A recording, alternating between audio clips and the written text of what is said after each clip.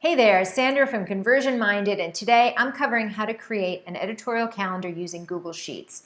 I love Google Sheets, I use it for everything, and I'm super excited to share this with you so that you can create a content calendar. I'm going to break this down into 3 different sections. The first section is really how to decide the types of content that you're going to share.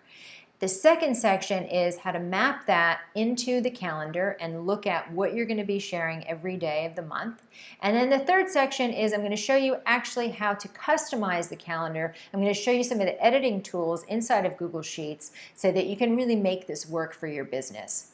Now, I like to use Google Sheets with Trello. I feel like Trello really is an environment where I can start to see my posts come alive. I can pull together my images, brainstorm my ideas, and I can really see it in a visual way.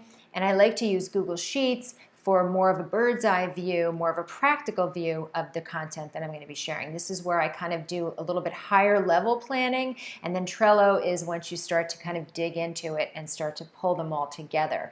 So if you want to know how to create an editorial calendar using Trello so that you can use them together the same way, go ahead and check out that video.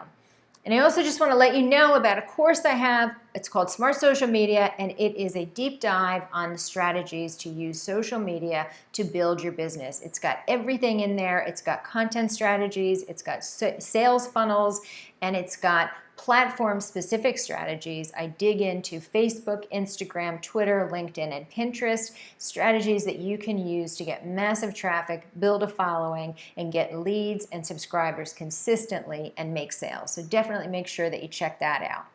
Okay, so first let's dive into the content types and how to decide which content types you're going to share. I know this is a big question that a lot of people have.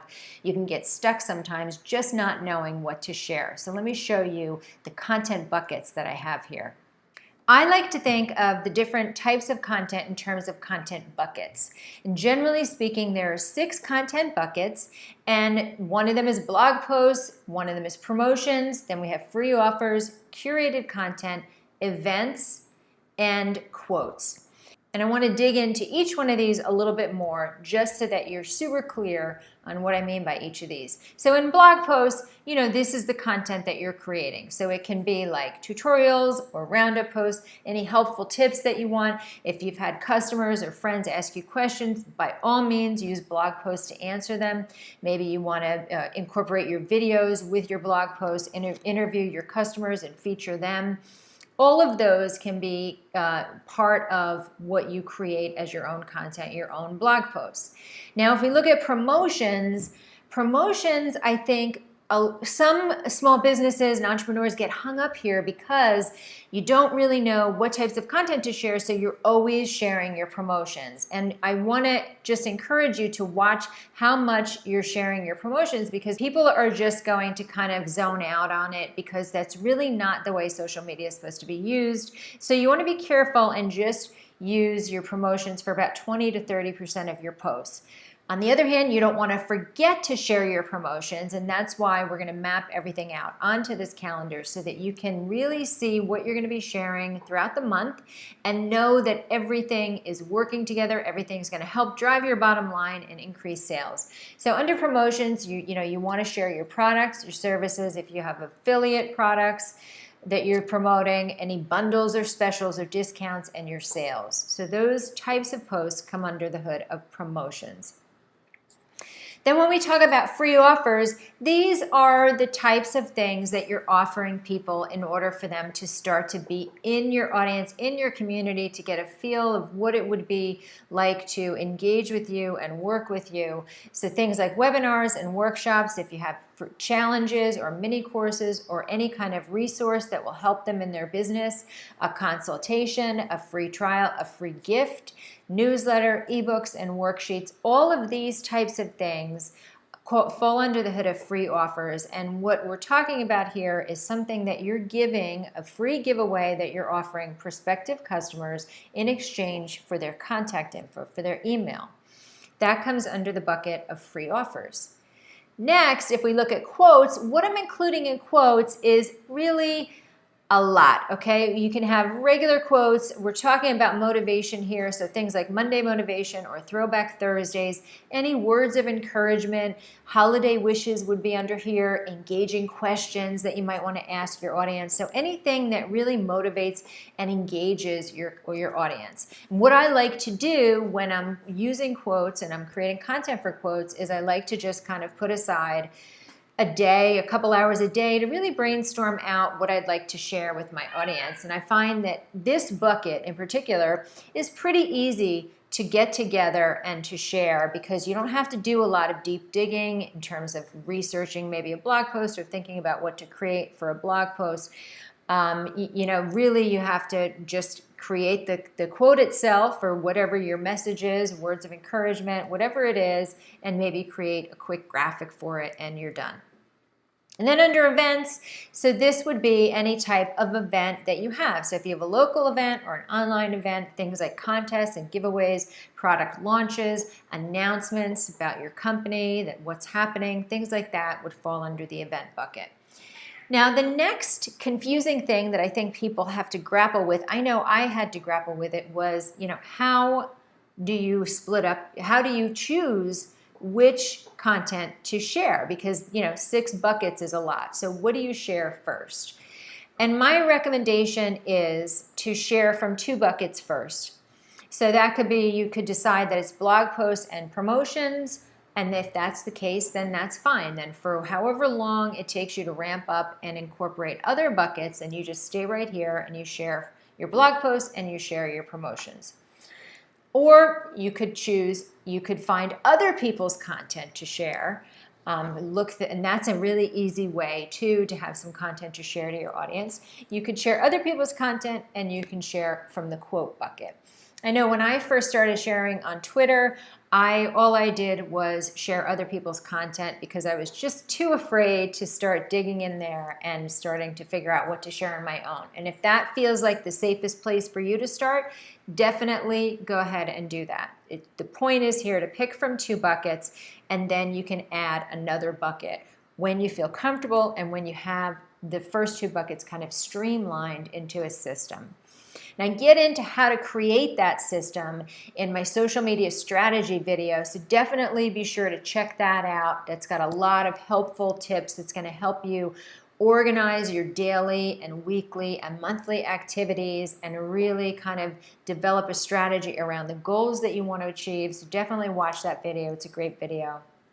So now that you know how to approach the content buckets, what you want to do is you want to take these buckets, you want to map them out into a working content library. And this is where you take those color-coded buckets and start mapping them out on a spreadsheet and really start kind of brainstorming what you're going to share for that month inside of that content bucket. So you see I have posts here, products and services, and free offers. So this is what I'm planning on sharing, and I don't really have motivation or event bucket, right? That's totally okay. As we mentioned, you don't have to feel like you have to fill up every bucket. I like to keep it on here just so that I know where I'm headed, what to aim for maybe for the next month, but I don't stress myself, and you shouldn't stress yourself either. So if we take a look at this, what's happening here is that you're getting some ideas together, or maybe you already have content that you created for the post category. You would add your URL so that you know where you're picking it up from. This is where you're starting to organize what you're actually going to share. And make some notes about the images that you want to use. Make some notes about what still needs to be done in order for you to really be able to share that post or that content type. And over here in this column, what I like to do is I like to just associate each content type with a campaign. And by campaign, I mean promotion. So something related to your products or services. So make sure that the pieces that you're sharing relate to something that you're offering, your main offers. That's very important because we want to make sure that this is a cohesive calendar and that we're going to be able to reach our goals. So you'll see here that for this blog post, I have the URL, and this is the campaign that it supports, right? It leads people into my sales funnel for my Smart Social Media course. And then these two would lead people into my funnel for my List Pro course. Now, these don't have to be products or services that you have today. Obviously, it makes sense to share content that does correspond to a product or service that you have today, but you may not necessarily have all of your offers together right now. So if you know that you're going to be offering something, I think it's totally fine to create content around it so that you can start to build in your sales funnels. Just make sure that you are prioritizing your current products and services so that you make sure that you're going to reach your bottom line for the current month. So this is what this looks like. This is where you start brainstorming it. It's the content library, and from there what we're going to do is we're going to start filling out this content calendar. So this is the template. I created it, and I created it right here in Google Docs. And in the next step, I'm going to show you how to edit this so that you can customize it to make it work for you.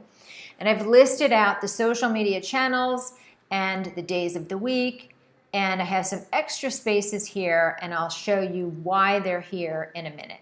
Okay, so this is what this looks like. Every day is the same. We have the social channels, and it's a blank template. So this is what you would use when you're starting out. You just have your content library, you open up your calendar template, and you start filling it in like this. So we're starting to fill this in with the actual content pieces, and we're starting to plug them into the days of the week that we're going to share them. And we're using the same color coding so that you can see at a glance, you start to get used to these color-coded themes and content types, and you can make associations. So you know you're sharing your blog post, like for instance, yellow is my product color, this kind of green color is my quote, and this blue is for my free offers. So you start to fill it out here, and you'll see that I have Facebook, Twitter, Instagram, Pinterest, and YouTube. Now, I don't share on YouTube as frequently as I share on Facebook, so a lot of times this for me is blank. I do one YouTube a week generally, so that's totally okay. If you're just on a couple channels right now, that is totally fine. And in fact, that's the way that I recommend that you approach social media overall, is that you don't try to spread yourself too thin and share everywhere all at once. So you may not need to have YouTube and Pinterest and Twitter on your calendar. And if that's you, if that's the case, that's totally fine. You can just empty these, you can clear them out, and just show the social channels that you're on. And if you want some help deciding which social media channels you should be focusing on, I cover exactly that, how to figure out which social media channels your audience is on and where you should be spending your time. So definitely check that video out. Like I said, you're not on Pinterest or YouTube. You can just select all of these. If you don't want to see these social media channels, if it overwhelms you because they're not pertinent to you, totally fine. You can just select them all. I just held the Shift key down as I clicked on each one of these cells, and then you can press delete, and voila, they're gone. You don't have to worry about it. Okay, so that's kind of how this works. This should be something that's customizable for you and your business, so don't feel like, again, you have to be on every single social channel at once. The other thing that I mentioned is these extra spaces, and you can see right here how they start to fill up.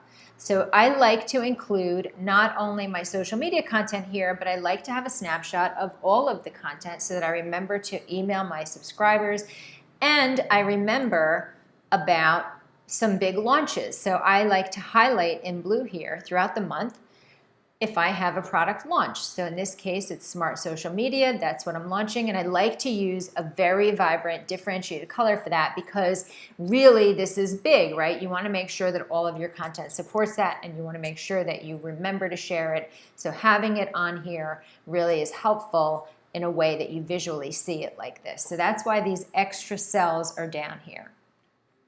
Now, you may not need to see every single individual social media channel here, right? It's kind of overkill, especially when you're sharing the same thing on most channels, which a lot of people do, especially when you're starting out, and that's totally fine. You kind of share the same thing because, let's face it, it takes time to come up with content to share. So if that's the case, there's also a simple calendar here that you can use just so that you can see the content types, the day you're sharing it, and what each content piece is that you're sharing. So this is a simplified version of the calendar where you can just kind of get a very, very quick bird's eye view of what you're going to be sharing on each day. And if you know that you are right now focusing on Facebook and Instagram, and those are the social channels that you're digging into, then this simple calendar is probably going to work for you, and that's all you need. So next, as a third phase, I just want to show you how you can start editing this calendar, customizing it to suit your needs. The first thing that you'd want to do is, I always do this and I always kick myself when I forget. The first thing you want to do is you want to just duplicate this sheet. All of these down here are different sheets, and they're all inside of the same spreadsheet. So there's a quick little mini tutorial that's included here. I'm going to leave a link to this calendar template below the video so you can definitely grab it and download it. And what you want to do with this sheet is you want to select this arrow here and you just want to duplicate this. And that's going to give you a copy of it, and now you can start editing it. We'll just call this test. And that way, as you're working and editing, you know that you can always come back to this original if you feel like things got too out of whack. The next thing I want to show you quickly is, let's say that you do make a lot of changes and you realize that they are just not the changes that you wanted. And you were kind of midway through this, so you don't want to go all the way back to this original and redo your work. You just made a couple flubs and you want to get back. You can go up under here and you can view your version history. And you can go and you can see your entire version history. And you can click through here. This is what I love about Google Sheets. You're not editing anything and unable to get back to a previous version. So you can click on one of these, take a look at it, click through and see what version that was. And if this is the version that you liked, you can simply go up here and say restore this version. And you're done, and you have it back where you wanted it to be. So that's just a quick tip to show you how to get back edits that you may or may not have wanted to do. Okay, so now we have our test sheet, and I'm just going to show you some ways that you can start modifying this. So let me just give you the basics here. Up here are all of your font and your color palette and things like that. So if you want a bold text, you can simply select a cell, select bold, and it's bold. I'm not going to do that. Or if you want to change the font size or the font family, that's all up here. This is all using Google Fonts, so you have a lot to choose from here. And this is simply the italics version if you don't want that italic, and I have a smaller font size here. So you can play around with the fonts and the font sizes, and here's where you can change the text color. You can make that green if you want. And if you want to see some custom colors, then you can go in here and you can type in a hex code if you have one. Let's say you want a gray. You can start entering in something, and then you'll get this color wheel, and you can start to get some custom colors in here. If you have brand colors that you like to use for your things, that's where you could plug those in. Up here is where you can add borders. So this is the tool that I use to add borders between each of the days. So you can select your entire cell here, or you can even, let's say, select this whole column, and let's see if I can say no borders on it. And what happens then? You see the borders are gone. So that's one way that you can get borders and delete borders. Now if you want to get those back, I think it's a little bit trickier than that, but let's see. I can go up here and I can say right border. So it's either left or right. You want to do these one at a time, and you'll see that I got my borders back there, but you'd have to do the same thing within each of these cells. And you can manually, what I'm doing, I selected both of these, but you'll notice I didn't select everything in between. So what I did was I simply selected one cell, and then I held the command key down. Yes, the command key, I'm not sure what that would be on the PC. I'm on a Mac. And I selected the other one. So then I can go up under these and I can say that I want the top row and it added the top row, and then I would have to select them again and say that I want the bottom border. So it's showing you here, you get a visual of where it would be adding borders, and if you click on this one, that means no borders, and you can change the border color right here. Okay, and now I have my borders back. So that's how you would work with borders. And this is where you would either decide to, let's say I'm going to click this, I would center this or left align it or right align it. So that's right in here. And the same thing with the vertical positioning. So if this is in the middle, I have this set for, or you could have it shoved up to the top, or you could align it to the bottom. So those are your basic tools. Those are the ones that you're going to be using the most to customize your fonts and to customize the cells themselves a little bit. Now I want to show you some things that you might want to know in order to manipulate the cells and what's in the cells a little bit more. So let's say that you didn't really need these these 6 rows. Like let's say these are rows and I don't really need them. So what I'm doing is I'm simply selecting one and then holding the shift key down until the last one that I don't need. I think I went too far. Okay, so I don't need these. And what you can do is you can, from there, then right click and you can just say delete rows.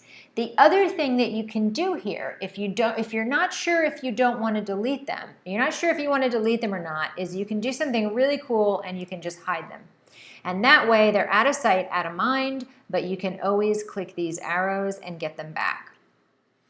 Now, if you're sure that you want to delete them, you can go ahead and just delete them.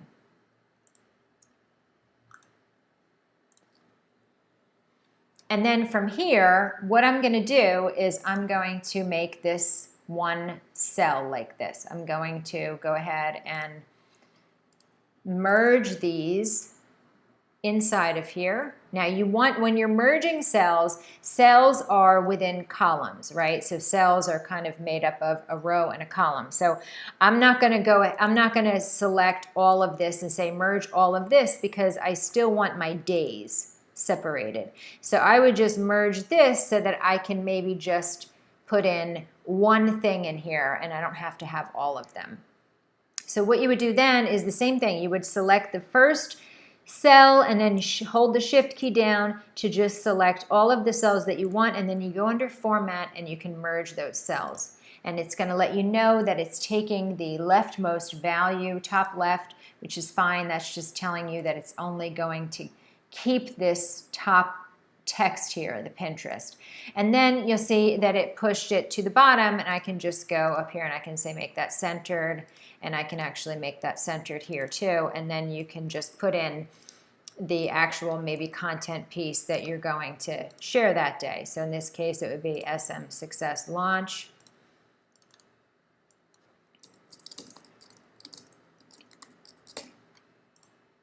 Right? And then I can go and I can color that cell. And this is where you would color the cell. So right here, this paint bucket will fill a row or a cell. And this is the same exact thing, but it applies to your text color itself. Okay, so that's how you can start to manipulate these and customize them to suit your needs. So you can either hide or delete rows, the same thing with a whole column. Let's say for some reason you don't want Tuesday in here, you could just say hide the column, and then you can expand it when you want to see it again. And it's super simple to go ahead and do that. So one of the things you're going to want to do for sure is you're going to want to be in your current month. So for instance, in this current month is June, that actually starts on a Friday. So you would just go in here and change these days and just go down and do the whole thing here. Change that. And so on and so forth. So that's super simple. You can just empty these fields out. And that way you have the actual days of the month. I'm going to undo all of that. But that gives you an idea of how to start to do that. And I think that that really pretty much covers you in terms of being able to customize this to suit your needs. Little quick Google Sheets tutorial there. I love Google Sheets. People ask me all the time why I like Google Sheets versus Excel, and the reason is that you can share it with a team.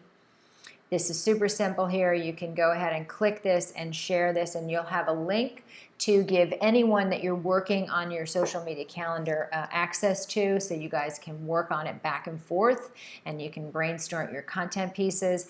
And because of that version history and being able to restore is a huge lifesaver. And the other reason is that, you know, when you work with Excel spreadsheets, you're working with folders on your hard drive, you're digging for things, and you have to save manually the versions yourself, and you wind up with a lot of files that you don't need, and you wind up with a lot of digging that you don't need. So I find that this is a really easy way to work once you are used to these editing tools, super simple to do whatever you need. I just want to look at the other thing that you might need is this text wrapping. So if you have a really long blog post, and let's say that this keeps going and going and going, it's either going to be set for cutoff, which is what I have. So overflow, it will continue to overflow unless there is content in the adjacent column, right? If this field right here were blank, this whole text line would just continue and it would overlap. The minute that you populate this, it cuts it off, it clips it. But I generally use, instead of the overflow, I like to either wrap it so I can see it right there, or I like to clip it. And that does the same thing as the overflow, but if I empty this cell out, it won't overflow into the next column. So it's just a heads up, and it's a nice way to be able to organize the text that you're seeing and format it in a way that you prefer to see it. So those are the biggies under format, is merge cells and the text wrapping. I don't really do anything else here. When I need to bold anything, I use these tools up here, the icons.